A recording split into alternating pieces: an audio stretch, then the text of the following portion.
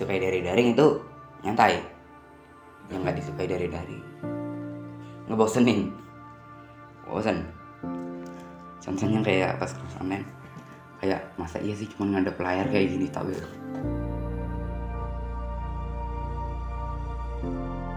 lebih banyak mana tugasnya luring sama daring, ya lebih banyak daring.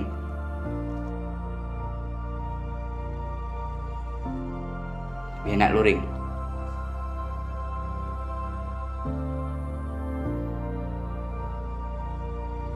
Awal-awal itu senang karena jadi pelajarannya jadi lebih santai dan tidak terburu-buru. Tapi lama-kelamaan juga bosen karena nggak bertemu teman-teman, guru. Jadinya jadi malas.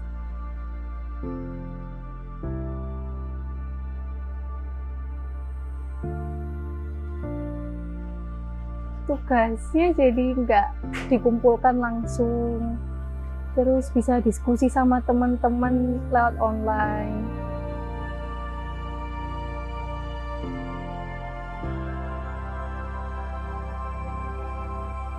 Guru jadi kurang memperhatikan karena guru cuma mengirim tugas dikumpulkannya terakhir hari ini, terus dikumpulkan hari ini aja tanpa bertatap muka ataupun menjelaskan.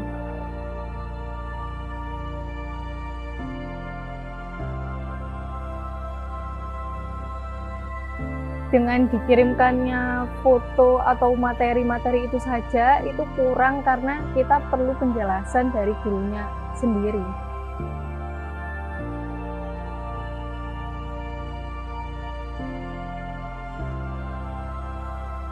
Kebanyakan googling karena tanpa penjelasan guru juga lebih mending googling.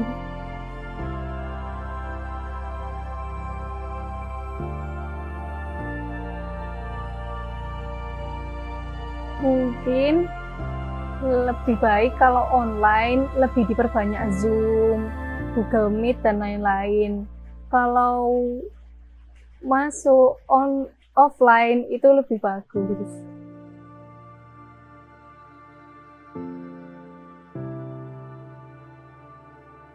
Belum, karena sekolah hanya memberikan kartu perdana yang isinya untuk kelas meet dan lain-lain. Tapi kalau untuk disiplin itu kurang karena nggak ada yang kontrol.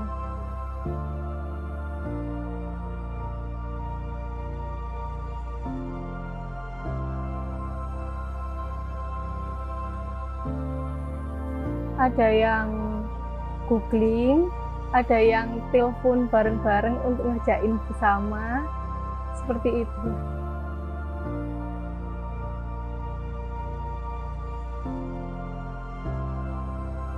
Untuk pembelajaran daring sendiri yang saya alami itu gimana ya? Sama seperti kayak ya kita hanya diberikan tugas, kemudian hanya mengumpulkan hanya itu saja, tidak ada interaksi antara guru dan siswa. Malah untuk saya sendiri, karena kan kelas 2 SMK dan di sekolah saya kan sebentar lagi prakrin atau magang. Jadi semester untuk pembelajaran daring yang saya alami saat ini itu kurang.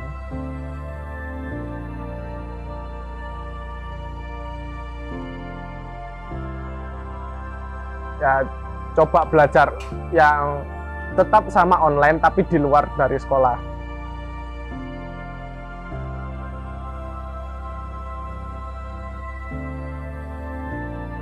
Banyak sih untuk usaha sekolah, seperti membuat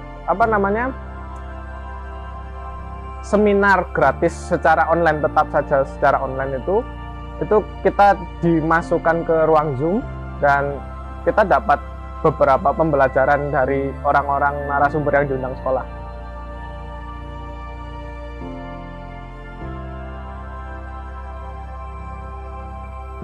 yang sangat dibutuhkan adalah interaksi siswa dan guru, terus interaksi siswa dengan siswa yang lain, dan pastinya itu sangat dibutuhkan untuk anak SMK.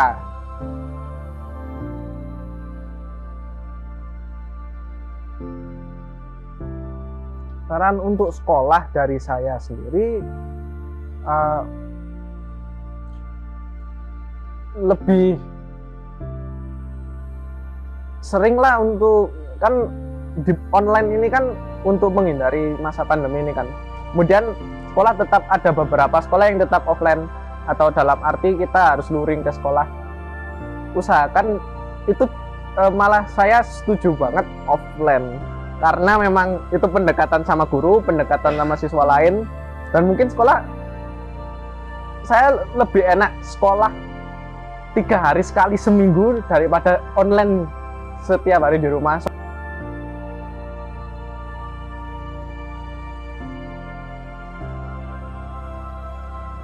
Mungkin keuntungannya lebih santai, bahkan terlalu santai, itu keuntungan. Tapi itu juga menjadi sebuah kelemahan.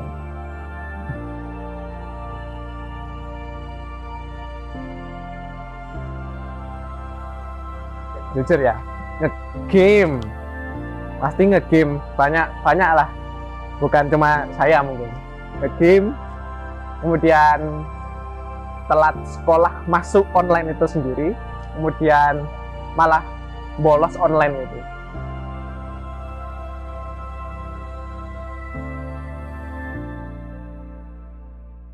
Itu pasti banyak yang nyontek lewat Google, pasti.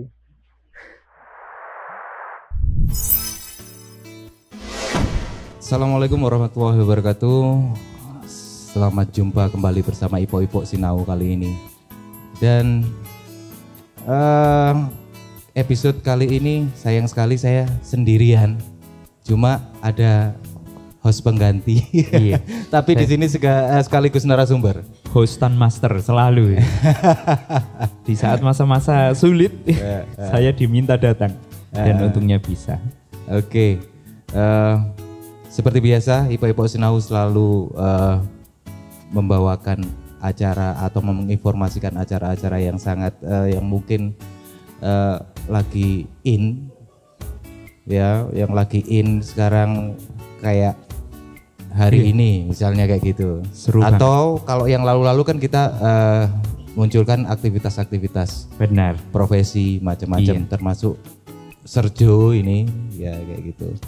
Tapi sebelum itu jangan lupa 3M dan selalu juga aman imun apa Mas? Aman imun iman. Aman imun iman. Iya, iman itu Terus, yakin. mencuci tangan, terus menjaga jarak, terus apa Mas? Mencuci baju. Wape diubah pokoknya. Intinya selalu menjaga kesehatan, menjaga kebersihan, Pakai masker. karena kita masih tetap di masa-masa pandemi gitu. Asik. Dan di tayangan awal kita tadi sudah ada semacam teaser. Benar. Mas, semacam teaser. Kenapa kok kita tayangkan itu memang, dan saya tadi juga sempat bilang bahwa oh ini mungkin yang jadi isu. Kalau saya lebih cenderung kok curhat Mas ya. Iya, curhat Mas. Sebenarnya itu hal yang lama loh ya. Yang seakan-akan awalnya itu oke-oke saja. Ternyata lama-lama nggak oke juga nih. Dan ini pernah kita bahas waktu episode pertama Ipok-Ipok Sinau. Wah, betul. Waktu itu Awal-awal pandemi waktu itu. Awal pandemi. Iya. Bintangnya siapa waktu itu Mas? Sampean itu Wah, waktu itu. Dan kita tonjolkan seorang guru waktu itu, dan memang kita awal-awalnya pandemi. Awal-awal pandemi, dan kita ya tetap hubungannya dengan pendidikan, dan sekarang sudah berjalan hampir 1 tahun gitu. Betul. Dan juga ikut merasakan efeknya, baiknya, benar. baik buruknya. Dan tidak hanya Serjo aja di sini, kita juga hari ini juga ditemani oleh konselor. Aku ngomongnya apa ya? Konselor, iya. Konselor. Itu dalam bahasa Inggris memang school counselor. School counselor, betul. Iya. Dalam bahasa Perancisnya itu BBBK, Mas. Konselor di bidang pendidikan. Singkatannya apa toh, Mas? Bimbingan dan konseling. Bimbingan dan konseling. Bimbingan dan konseling. Oh, kok tulisannya BP dan BK? BP itu apa? BP itu hanya di sekolah kita. Ada BP garis miring BK. Kalau di umum di masyarakat itu sudah BK, bimbingan konseling. Seharusnya seperti itu. Sip. Jadi teman-teman Sinau, kenapa kok kita hadirkan ada Pak Heri di sini? Pak Heri, perkenalan dulu Pak Heri. Oke.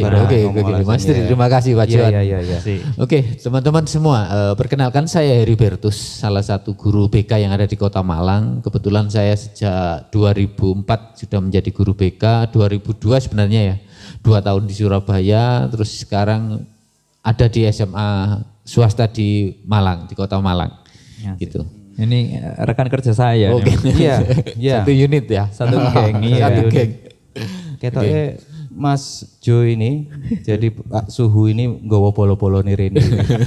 Tapi sempat kita dialog-dialog, wah ini ketoknya masuk ini. Karena saya kadang-kadang kalau ketemu siapapun gitu atau teman apa selalu curhat. Dan kebetulan Pak Heri ini, kau tak ngomong curhat. Oh enggak. Diprotes. Jadi kita selalu mendiskus tentang hal-hal apa yang lagi in sekarang atau terutama keresahan saya sebagai orang tua. Nah, kali ini yang kita bahas itu kenapa kita harus panggil Pak Heri dan di sini ada guru, di sini ada konselor psikolog gitu, Pak Heri. Jadi dan saya mungkin hanya satu yang mewakili sebagai orang tua. Ya, seperti yang tadi tayangan awal itu salah satu contoh anak-anak dari sekolah SMP, terus SMA dan SMK dengan segala permasalahannya. Iya. Kayak gitu. Jadi menarik sekali Bang melihat hal yang satu ini ya. Seperti yang saya barusan tadi bilang ya Mas. Iya. Seakan-akan tuh ini kadang kita sudah going with the flow. Tetapi di bawah permukaan ini ternyata ada masalah juga gitu. Karena gini, Pak Sergio, jadi aku setelah 1 tahun kita mengalami di masa-masa pandemi semacam kayak gini, ternyata ada sesuatu permasalahan dan sebetulnya kekhawatiran, jadi lebih mengarah kekhawatiran sebagai orang tua. Betul. Terus kedepannya ini mau dibawa kemana ini? Iya benar juga. Pendidikan yang semacam kayak ibaratnya kayak kita lagi perang tuh. Mungkin ya ini perang akan segera berakhir gitu. Kirain nggak berakhir mulai bingung nih. Kapan mari ini? Karena yang dipikirkan orang tua adalah goal. Iya. Goalnya kalau anak ini sekolah, dan metode sekolahnya aja semacam kayak gini. Nah, terus sementara sekolah pun juga kayak gitu. Loh ya nggak iso nuntut. Ya sing secara umum ya, jangan nuntut sekolah lah kayak gitu. Ya bagaimana pendidikan orang tua sama seperti hal semacam kayak gitu. Iya. Nah, di sisi lain orang tua pun juga pasti mungkin ya sebagian besar ada yang disibukkan oleh harus mencari nafkah, bekerja, harus memenuhi kebutuhan dapur dan sebagainya. Tapi di sisi lain juga anak-anak ini perlu dijaga, gitu ya. Di sisi apalagi lain yang masih kecil-kecil tuh SD, SMP gitu kan. Wong SMA aja harus dijaga Mas. Ini gak menurut. Tapi kita perlu tanya sama tukangnya. Iya. Tukang dandani manusia. Mas Heri gimana? Anak-anak selama ini curhat nggak masalah itu apa kita harus daring dan seterusnya ini? Pengalaman di sekolah yang saya tangani anak-anak dalam proses pendampingan itu ya permasalahannya kompleks apa namanya ya, begitu banyak sekali, bukan hanya masalah akademik ya. Kesulitan-kesulitan itu sepertinya menjadi penghambat bagi mereka, tapi mereka nggak mau jujur ya. Nah tadi dari gambaran tadi slide di awal tuh video oleh anak-anak kita tadi ya, itu kalau boleh saya katakan itu suara hati mereka. Kira-kira kenapa nggak jujur ya Mas? Mereka nggak jujur ya karena terkendala apa ya, bisa dikatakan gini, jarak antara guru dengan siswa sudah terbatas. Kemudian di rumah mereka ada tekanan yang sedemikian besar dari pihak keluarga orang tua bahwa kamu harus X itu perfect. Misalnya. Lah dari tuntutan itu mereka nggak mau menghilangkan apa namanya ya. Tapi nggak semua orang tua gitu loh Mas. Tidak semua, tidak semua. Kalau kita bicara tentang resiko atau dampak, apakah semua anak mengalami hal apa ya permasalahan yang rumit ketika masa pandemi? Juga tidak. Tetapi ada kebanyakan siswa mengalami ini. Wah, sih. Menarik sih. Tapi pun gini ya, mungkin ada argumen lain bahwa toh ada teknologi, Zoom ada, WA ada, semua anak bisa pakai Line gitu ya. Anytime itu mereka bisa get in touch ya, ketemu sama gurunya, ngomong lah. Kesulitan mereka ini itu minimal kalau gurunya habis jelasin misalnya. Terus kemudian mereka nggak ngerti kan tinggal SMS selesai. Ya, kira-kira masalahnya di mana ya? Oke. Kalau dari cerita adik-adik kita ya di slide di video itu jelas nampak sekali ya. Di awal-awal mereka sangat menikmati. Namanya libur siapa yang nggak mau? Iya kan? Sama seperti kita kalau kerja libur kan. Ya, harus cepat-cepat berangkat ya, gitu kan. Benar. Kemudian dalam proses perjalanannya ada titik jenuh. Titik jenuh kan. Kalau yang selama ini sharing cerita, kan kalau kami membuka jam konseling untuk anak-anak saya di sekolah itu 24 jam boleh. Ya ketika ada masalah dengan guru silahkan. Ketika ada masalah dengan pembelajaran oke, silahkan masuk. Apapun masalahnya termasuk perencanaan studi. Ya. Begitu kompleksnya tadi saya katakan beragam tuntutan dari sekolah, tugas, orang tua, tekanan dan lain-lain itu mereka sebenarnya merasa tertekan sekali. Kalau mereka sudah benar pendidikannya, ada dampak yang mereka rasakan bahwa kok seperti ini gitu loh. Ya, kok seperti ini. Aku kok tiba-tiba naik kelas 9, kok tiba-tiba aku naik kelas 12, kok tiba-tiba kuliah. Semacam itu kan jadi permasalahan. Itu maksudnya Pak Heri, kok mereka tidak merasa kesulitan tertentu begitukah untuk mencapai sebuah prestasi tertentu begitu? Oh, itu masalah buat anak-anak ya? Masalah. Oh iya. Ada ketakutan tersendiri sebenarnya dari mereka. Oh. Iya, kalau orang tua gimana? Kebetulan nah makanya kalau dari sisi orang tua kan kayak gini. Ada yang satu rumah, kalau kasus saya beda mungkin. Mungkin lain-lain rumah gitu. Ya, lain tempat tinggal dengan anak. Tapi ada keresahan-keresahan yang kita anggap aku mikir kayak gini, dengan sistem yang itu tadi ada teknologi, terus benar memang mereka ada ketakutan, ternyata mereka enggak kok. Dari tayangan awal mereka ngomong enak santai gitu. Santai, ada kata-kata kunci di situ adalah pertama adalah santai. Tapi buat saya, loh kok santai? Ya gak iso. Wong zamanku mbiyen ku mesti harus ada perjuangannya gitu. Ya gitu kan. Artinya ya kedisiplinannya jelas nggak ada dan sebagainya, terus kontrolnya. terus tanggung jawab. Terus ada tayangan dari tadi juga ada yang kuncinya adalah dia mengungkapkan bahwa kok koyok nggak ada penjelasan. Nah misalnya kalau dulu kita terbiasa duduk manis di depan gitu kan di kelas, lihat guru menjelaskan bahwa ini pengertiannya adalah ini. Tapi sebagai orang tua kalau kita melihatnya, loh saiki kok cuma hanya sekedar tugas, Dok. Itu keresahan tersendiri. Keresahan tersendiri bagi orang tua. Itu satu. Terus yang kedua, interaksi. Benar yang dikatakan, aku kok gak ono apa jenenge? Interaksi dengan konco, dengan guru gitu loh. Padahal seorang anak juga membutuhkan itu, tidak hanya di lingkungan orang tua aja. Yang saya takutkan, ya yang orang tua takutkan, anggap aja saya pribadi lah. Ketika nanti dia sudah anggap saja lulus dengan sangat terpaksa lah, dengan karena mungkin kondisi, mikir ele-ele ya, aku ngomong ele-ele ya, sebagai orang tua sing elek lah Pak, kayak gitu. Dengan diskon juga itu. Iya, dengan diskon kok ngene pokoknya penting lulus.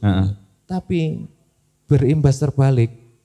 Anakku gak iso apa, mari ngotolah-toleh. Iya. Ini itu loh catatan penting itu sebenarnya untuk dunia pendidikan Mas. Di masa pandemi ini.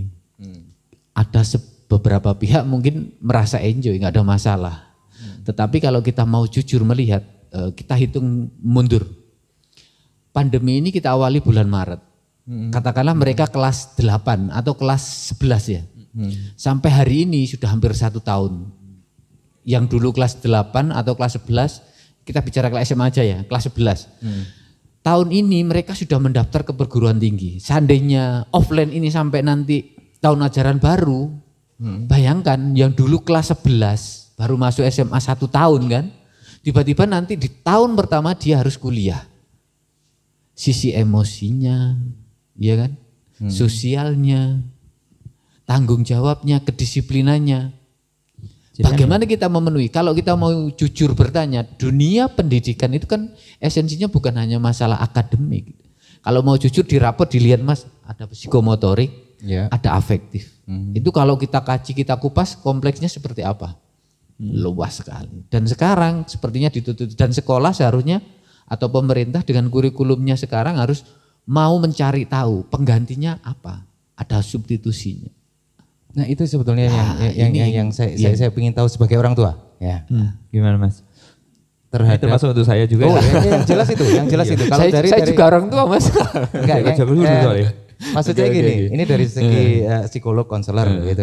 Oke, dengan segala permasalahan ini. Sekarang dari kurikulum, artinya kan ada kebijakan, nggak tahu itu Diknas atau pemerintah dalam hal ini, atau dari guru, kiat-kiat guru sendiri selama ini dengan adanya sistem yang semacam kayak ini itu gimana gitu loh. Ini saya mau coba jawab dulu ya. Untuk gini, kecenderungan yang saya lihat adalah ini kurikulumnya yang keliru atau pemerintah yang keliru misalnya gitu. Itu memang alasan paling enak. Alasan paling enak yang bisa dibuat orang, entah dari segi sekolah ataupun dari segi orang tua atau siapapun, untuk mencari sebenarnya jalan keluar yang memang nggak ada solusinya.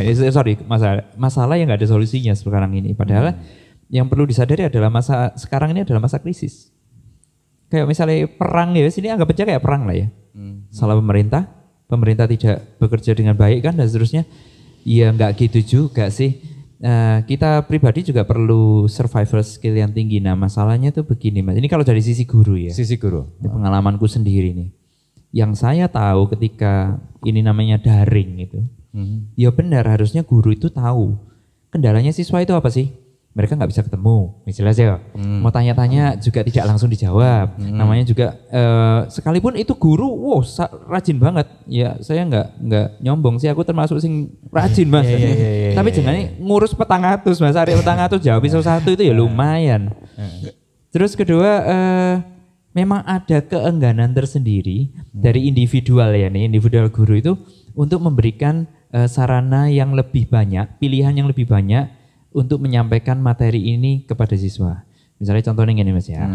Contohnya gini, misalnya saya menjelaskan tentang ini, kebetulan saya bahasa Inggris, menjelaskan tentang apa itu yang namanya hortatory exposition. Bayang, nggak pernah diajarkan. Anak-anak itu nggak ngerti apa hortat. Guru-guru pun juga kadang-kadang nggak ngerti ya. Terus satu, materi tertulis apa terketik, file sudah, wis. Terus langkah kedua yang diambil adalah memberi tugas. Padahal satu, mereka bisa buat video. Kedua, mereka penjelasan per part itu misalnya 2 halaman itu bisa dibuat 5 video penjelasan. Sakjane. Belum lagi ada Zoom, belum lagi ada WA, pertanyaan pribadi, Zoom rame-rame. Nah ini keengganan untuk melakukan semua proses itu Mas. Oke.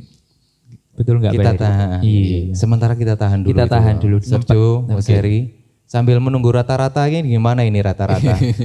Jadi Muncullah. nanti akan kita bahas yang ini. Jadi solusinya gimana Pak Hari? Malah mungkin ada hubungannya dengan daring. Betul. Itu tadi, luring itu tadi. Oke teman-teman Sinau. Oh ya, sorry.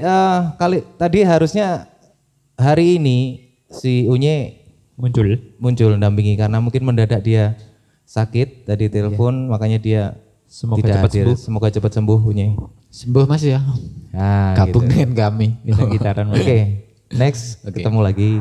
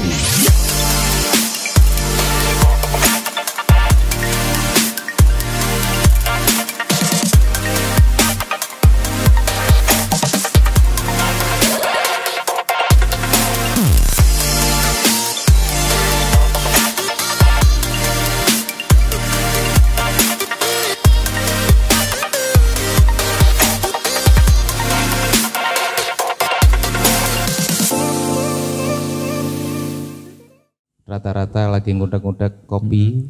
Ngudak-ngudak Mas. Ngudak-ngudak. Ngudak-ngudak iya. Ngudak-ngudak kan ini. Ayo Mas lanjut aja wis. Oke, Sambil lanjut. nunggu Mas Bagus luring Iya. dan daring. Oke, saya lanjutkan dulu ya. Oke. Itu tadi pandangan saya tentang kebanyakan guru yang enggan sebenarnya. Dan itu normal. Ya sorry kata aja banyak tempat yang memang etos kerja atau budaya kerjanya itu juga tidak terlalu baik. Kalaupun ada individual yang baik, yang lainnya kurang baik, jadi akhirnya dia tertelan gitu loh Mas, tenggelam. Tapi kita juga nggak bisa nyalahno guru dok. Anak-anak itu ya lucu. Memang gini contohnya ya. Di salah satu kelas yang saya pernah ajar, dulunya misalnya gini, yang tidak mengumpulkan tugas itu 2 orang. Giliran daring Mas, ojo mengumpulkan tugas, dia muncul Zoom pun nggak ada. Selama 1 semester penuh, mau Zoom sampai 10 kali, ya mereka nggak muncul. Walaupun tadi ada adik yang di video sebelumnya ya, ngomong ya tolong dibuat lebih banyak Zoom. Nah ini loh hari ini Zoom ping pira ya. Zoom 3 kali aja gak muncul. Apa menebul Zoom setiap hari. Nah ini saya mau tanyakan sama guru BBBK nya. Kira-kira apa ya Mas masalahnya? Oke. Anak-anak ketika Zoom atau Google Meet dan lain aplikasi lainnya Mas ya. Ini kecenderungannya selain di video sudah disebutkan anak-anak banyak yang telat absen, mungkin hanya nyalakan kamera terus ditinggal pergi. Pengalaman saya Pak Jo ya, ketika konseling selama ini orang tua yang ngasih tahu ke saya, Pak, mosok pas Zoom dinyalakan ditinggal dulin. Itu yang ngomong siapa? Orang tua. Anakku sekolah opo sing diolehi. Lah, itu contoh Mas ya. Kemudian lagi kemarin pas kami ada podcast di sekolah itu ada juga anak yang sharing juga. Loh Pak, arek-arek Zoom itu sambil ada dengarkan musik dia bisa main game di layar yang di sebelahnya. Zoom tetap jalan ya? Zoom tetap jalan dilihat, dia main asik Mas.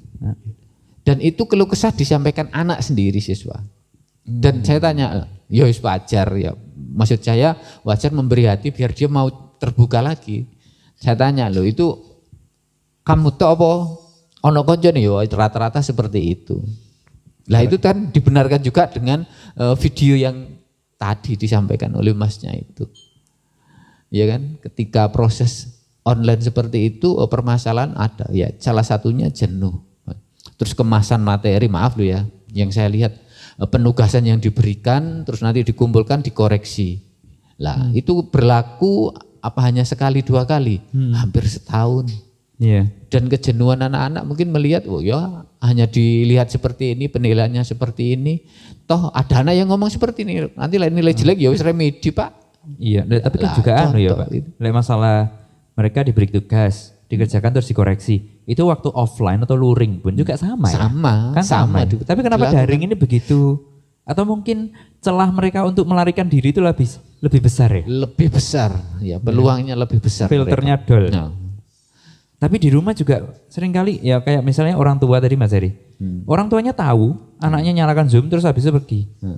Dan itu terjadi berkelanjutan dong. Berkelanjutan. Nah ini fungsi orang Bukan tuanya apa? hanya 1-2 orang tua yang sharing, bukan. Nah terus fungsinya orang Tuanya tua banyak. itu apa ya?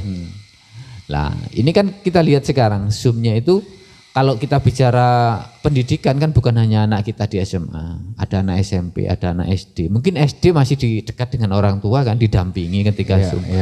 Mungkin SMP sudah mulai ditinggalkan. Kalau SMA mereka rata-rata sendiri. Orang tua mungkin hanya sebatas melihat. Kok anakku ngono ya Zoom dinyalakan, kamera off ditinggal tidur. Nah itu ada juga. Ya. Sedemikian apa namanya? Permasalahan itu ada di anak-anak kita sebenarnya Pak. Kalau tadi Mas Tri menyampaikan masalah kedisiplinan, masalah tanggung jawab, itu memang benar sekali. Artinya anak-anak diberi kebebasan, diberi peluang untuk melakukan pembelajaran online dengan fasilitas itu, memanfaatkan kepercayaan ya dari sekolah, dari orang tua untuk ikut Zoom dengan bentuk laporan tanggung jawab seharusnya. Pertanggungjawabanku seperti apa? Dan itu masih belum menyentuh ke anak-anak kita Pak Jo. Kira-kira Pak Heri, Iya. jika ini terjadi kan sekarang pasti terjadi pada anak-anak yang SD ya Mas ya. Iya. Bahkan mungkin TK, anak saya sendiri TK ya. Jika ini dilakukan berkelanjutan, katakan gitu, tetapi tidak harus sepenuhnya daring. Apakah anak-anak yang SD dan TK ini, mereka kira-kira punya survivability yang lebih bagus enggak ketika mereka SMA? Menurut Pak Heri? Kurang. Kenapa Kurang. Pak? Ya. Jadi di awal saya menyebutkan bahwa pendidikan esensinya bukan hanya masalah akademik gitu. Itu paling penting Pak John. Bahwa pendidikan itu harus menyentuh semua aspek dalam kehidupan kita, entah aspek sosial, psikologis ya. Kemudian emosi, bagaimana mereka berkonflik. Dan itu harus dialami, bukan selesai dengan membaca buku. Contoh seperti ini, kalau analogi ini saya sebutkan di materi saya di kelas. Ini buku tentang kedewasaan, ada 20 buku segini.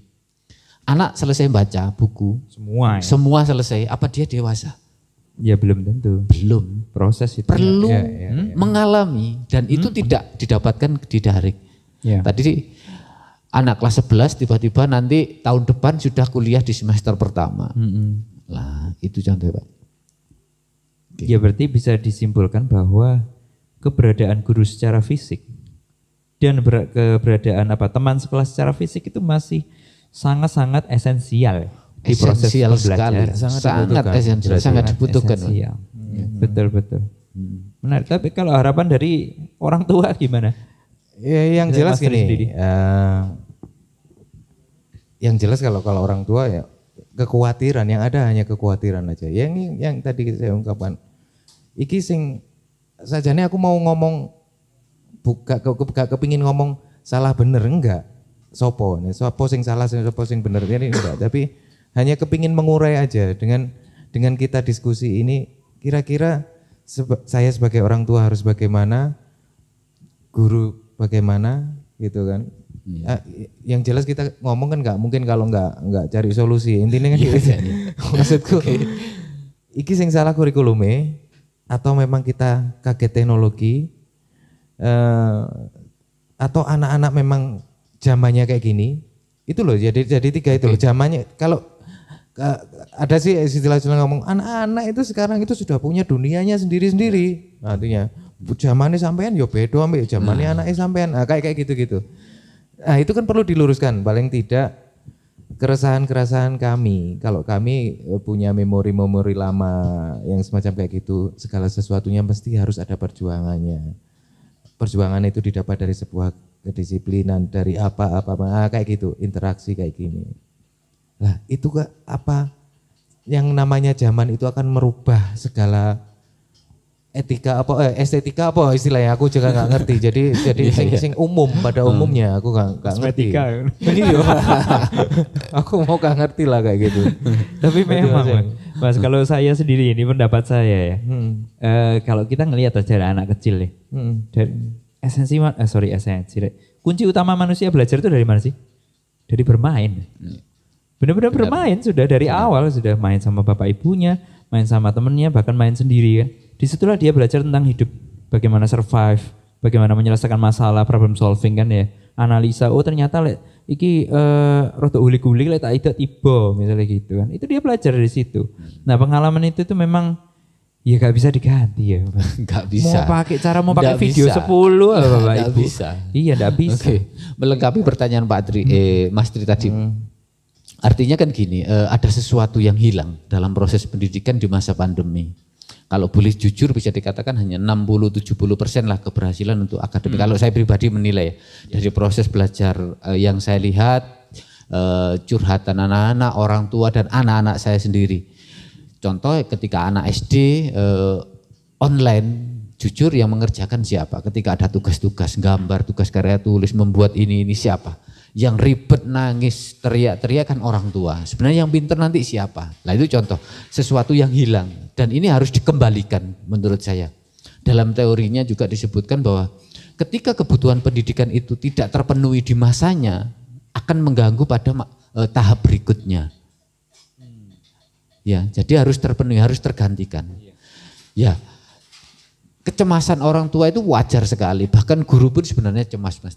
Sangat cemas. Saya sebagai guru, Pak Johan sebagai guru punya tanggung jawab moral bahwa anakku ketika lulus SMA nanti paling tidak harus memiliki A, B, C, D dengan standar minimal yang seperti ini. Ya. Lah itu harus dikembalikan dan diberikan. Itu Mas Tri menurut saya. Oke. Terus berarti ini kan kita perlu kerjasama. Iya. Artinya tadi kan ada tuntutan, aku malah mikir gini loh. Berarti nggak salah ya.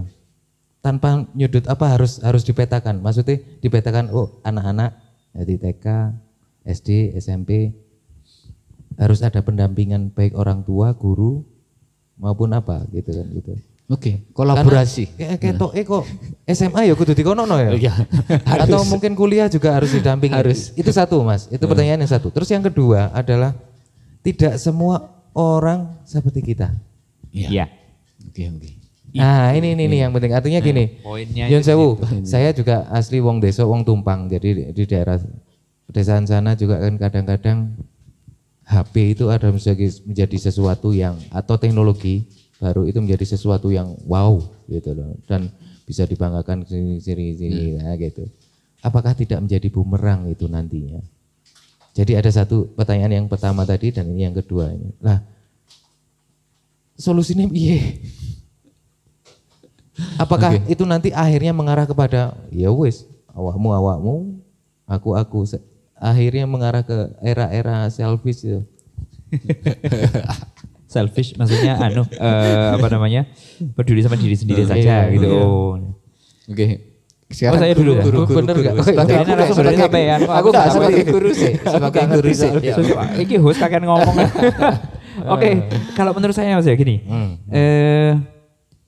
Kita masih perlu percaya apa yang salah satu hal yang disampaikan oleh Profesor Yohanes ya. Dan semua fisikawan itu paham itu.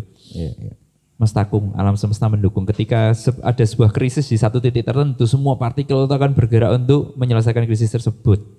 Iya toh?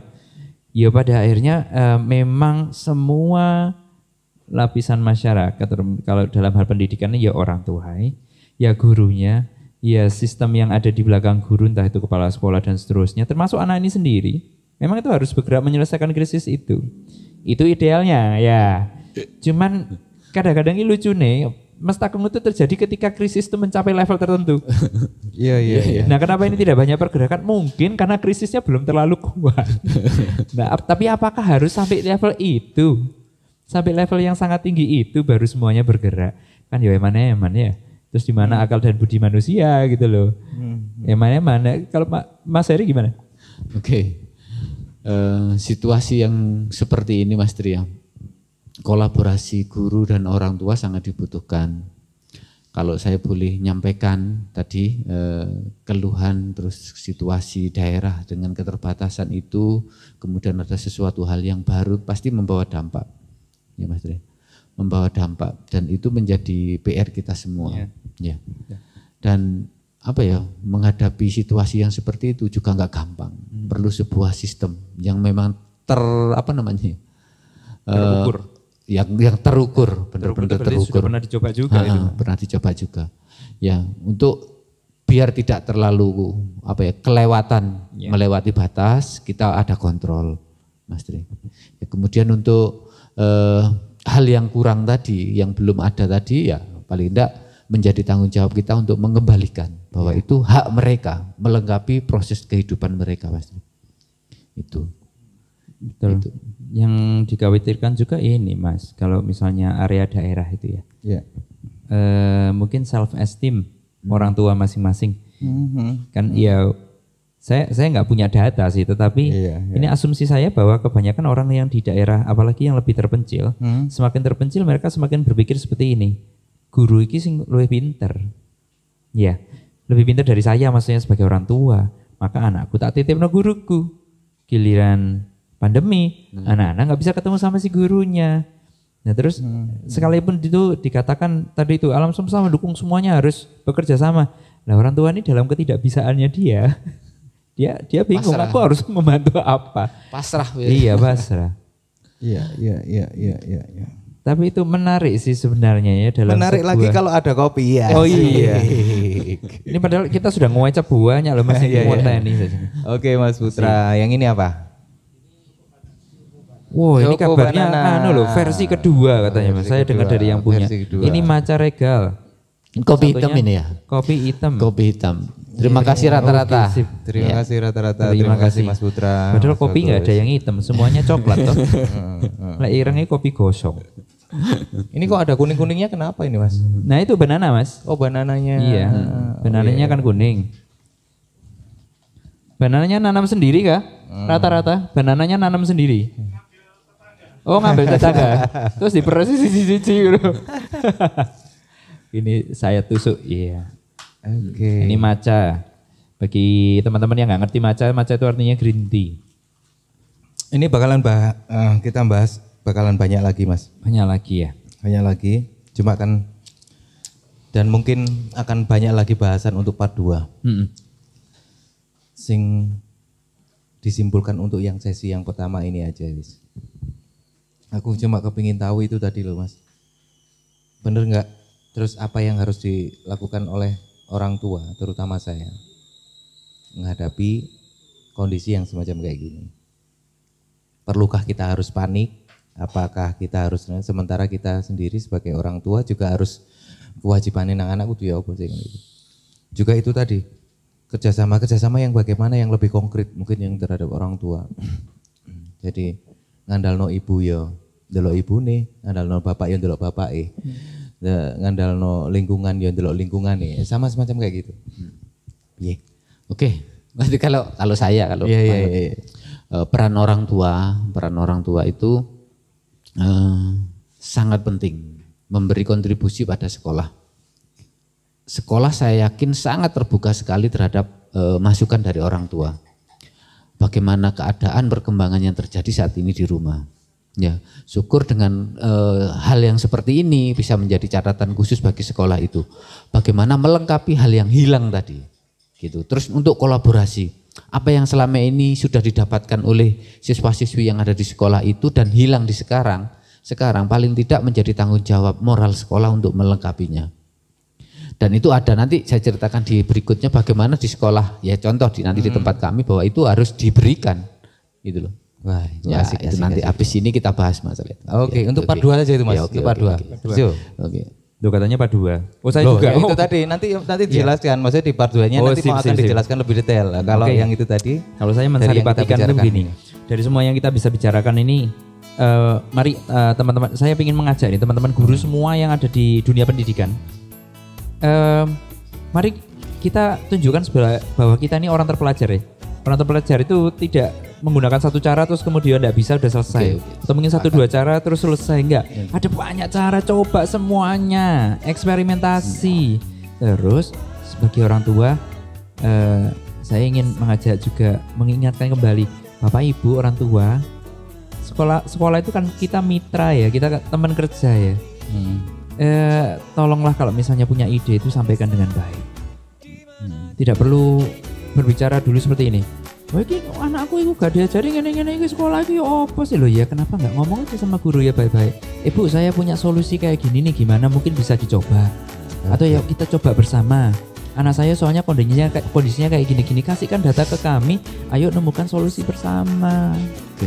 Begitu. Itu kalau ada guru yang mau mengajak semacam kayak gitu. Dan orang tuanya juga dengan legowo, dengan data. Lah Mas, itu kalau bijaksana. ada orang tua yang mampu untuk melakukan. Betul. Tapi cukup sampai di sini. Kita Dan nanti lanjut. part 2 nanti sampai harus PR harus sampai menjelaskan Iya. di part 2. Yang di belakang kamera wes ngene. Iya.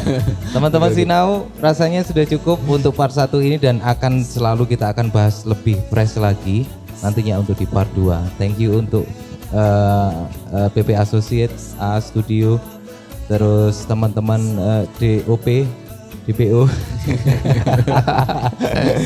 Nah, kayak gitu, ada Aping juga, Unye cepat sembuh. Nana sukses selalu. Oke, ketemu lagi di part 2. Oke.